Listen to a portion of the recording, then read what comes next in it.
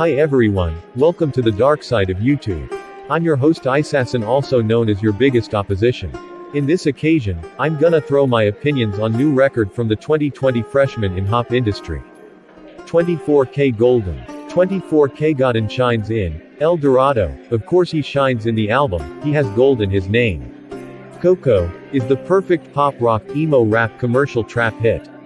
The song features a vocal performance by 24kGoldn that is edgy, soulful, and fearless, and gritty raps by DaBaby. Since the two artists talk about women that are flakier than a homemade biscuit in the song, you can also call Coco a petty banger, too. Do y'all hear remnants of Rockstar on this song, too? 24kGoldn and Future prove to the world that they are cooler than both Draymond Green and Jason Tatum's Subway sandwiches in Company. Matter of fact, 24kGoldn and Future might be two of the coolest people on Captain America's planet Earth. In Company, they talk about having stellar dance moves, the best drugs, and tons of respect from folks in their respective hoods. While 24kGoldn sounds like a dude that thinks that can take on Sub-Zero in the song, Future sounds like a dude that has poison in his glands. The Negro says so much toxic in the song. How great of an introduction to 24kGoldn does the top provide? That's a rhetorical question. As soon as you press play on El Dorado, you get a chance to hear how versatile 24kGoldn is. Throughout the song, he hits us with flows your favorite rappers would utilize, magical melodies, and a sneaky good vocal performance. As for lyrically, he does a great job of showing the world that he's ready for all of the challenges, the scandalous women, and the money that comes with having a #1 hit. 3, 2, 1 inches juicier than an episode of Real Housewives of Salt Lake City. In the song, 24kGoldn calls out his chick for being flakier than a Nigerian telemarketer. Though 24 doesn't let his anger destroy the melodies, the uptempo vibes, and the exhilarating instrumental that powers 3, 2, 1. At the end of the day, the lyrics in the song will resonate with you the most because we've all dealt with bucketheads in our lives. I'm guessing that 24kGoldn's Valentine's Day wasn't that great. Mood is special. There is a reason why it was one of the best releases of 2020. Mood is a very petty, youthful, catchy, rock-ish, hip-hop-ish, black-ish, white-ish, and lively song. Even though it is about exposing lovers that act too attached bipolar, somehow, someway, when the song comes on, you're going to gleefully sing along and or bounce to it. Toxic-ass Future would know exactly what to do with a woman that was in a mood, control her without a remote. I am very impressed with the performance that 24kGoldn put up on this album. To me, he proved to the world that he should not be put in a pop box.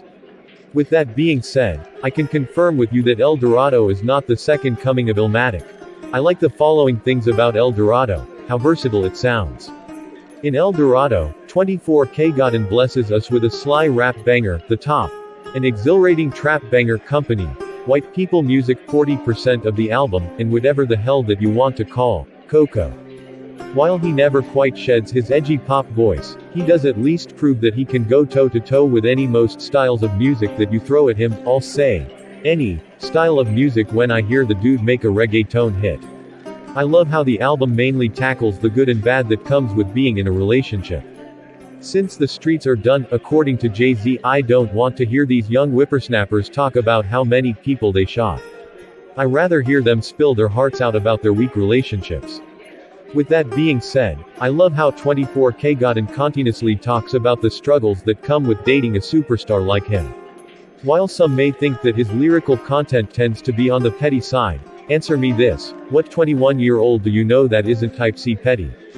The guests that feature on the album put up near perfect performances. I loved Future's verse on Company, DaBaby's verse on Coco, and Iann Dior's contributions to Mood. In my opinion, each person did a great job of playing 24k's grungy, daring translators. I also love how 24k didn't jam-pack this album with stupid, random features. I feel like he definitely could have. The hooks that 24kGoldn crafts up on this album are fantastic. While I won't quite call 24k an amazing singer, I do think that the hooks he gifted us with on El Dorado are all pretty good.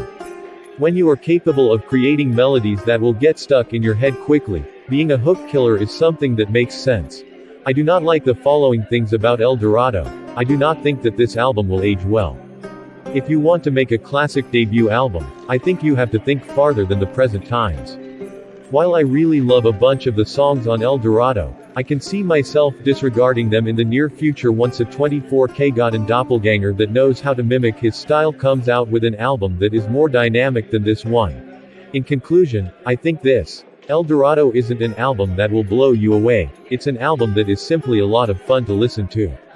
I bless this album 6.4 out of 10.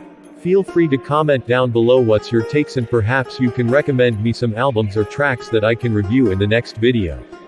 Hope you enjoyed this video. Please don't cry, I'll see you in the next video. Bye nerds.